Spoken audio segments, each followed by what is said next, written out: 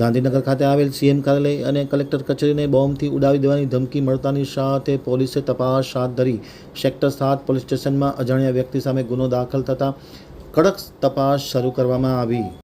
હવે જોઈએ ગાંધીનગર આમતક ન્યૂઝ બ્યુરોમાંથી જે.કે. પટેલનો એક વિસ્તૃત અહેવાલ। સીએમ કાર્યાલય કલેક્ટર કચેરીને બોમ્બથી ઉડાવી દેવાની ધમકી મળતા ભારે અફડાતફડી મચી જવા પામી છે।